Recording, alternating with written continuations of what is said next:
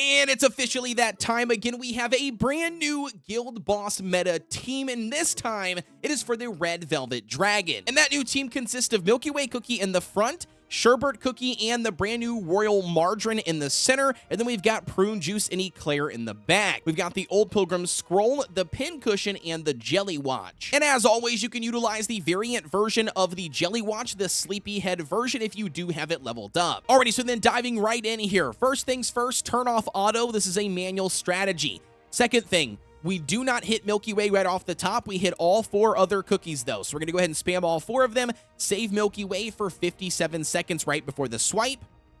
Then here, we're going to go ahead and just utilize Prune Juice and the brand new Royal Margarine because they're up next. We're not going to hit Sherbet, and we're not going to hit Milky Way until after Eclair. Eclair, then Milky Way, save Sherbet for around 40 seconds. Prune and Royal because they're up and ready to go. Here we go for Sherbet, 40 seconds. And then from here, we're just going to pretty much utilize everybody's skill. Milky Way, Prune, Royal, Eclair. Now, one thing I will state here is you might struggle with keeping Eclair alive for all 4 attacks. That is actually very common. So don't put yourself down if you are running into that. One thing I will say is check the overall when it comes to damage resistance and the HP alongside that cooldown and attack speed. You might have to adjust them according to whatever substats and stuff that you have and stats outside of just your toppings on your Eclair to try to get them to stay alive for all 4 attacks. But either way, even with 3 attacks, they still will do really good damage and increase your damage to what you're currently doing now. As for this current run here, we're going to let the minion drop. And here we go, the overall damage, 382 million, bro. Now, diving into the toppings, Milky Way's running a full Swift chocolate build. As always, it's a balancing act between damage resistance and cooldown. You're really aiming for that 24% for the overall cooldown and then stacking the rest of it into damage resistance. For the brand new Royal Margarine, we're running a mixed set, 3 searing raspberries and 2 Swift chocolates. The main focus here is at least achieving the 10.4% of cooldown, and literally anything from 10.4% to 11% cooldown is ideal for this strategy to work. Next up, I would honestly say would be stacking up as much damage resistance as you possibly can to aid in their survivability.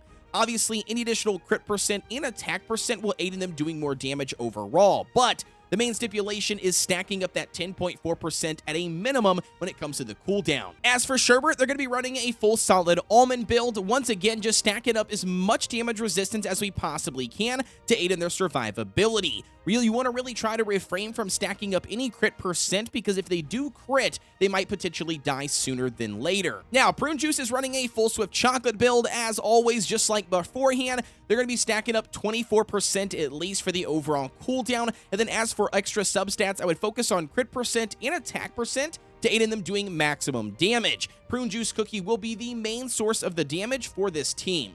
Now, as for Eclair, they're going to be running a full solid almond set. Again, the main focus here is stacking up as much damage resistance as you possibly can to aid in their survivability. A couple of things to note here. One, you want to avoid crit percent. Crit percent will mean they pop off a critical strike and they will die early. The second thing to keep in mind is attack speed and cooldown do actually aid in Eclair staying alive and popping off their skill.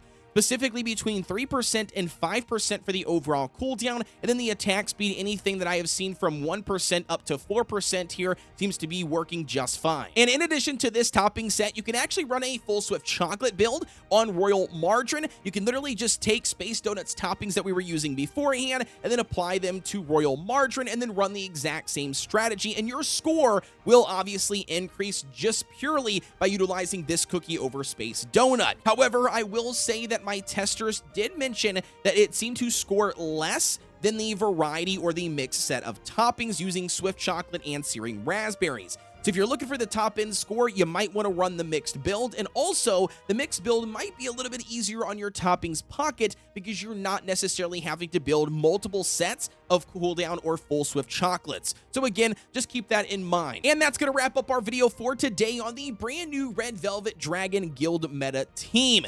You guys let me know what your thoughts are down below. As always, a quick shout out here to Zuni over in the Discord for showcasing this team, and not only that, allowing me to utilize their footage in today's video. Also, guys, don't forget to like, comment, and subscribe here on the channel for everything Cookie Run Kingdom related. With that being said, though, guys, as always, I'll see ya on the next one.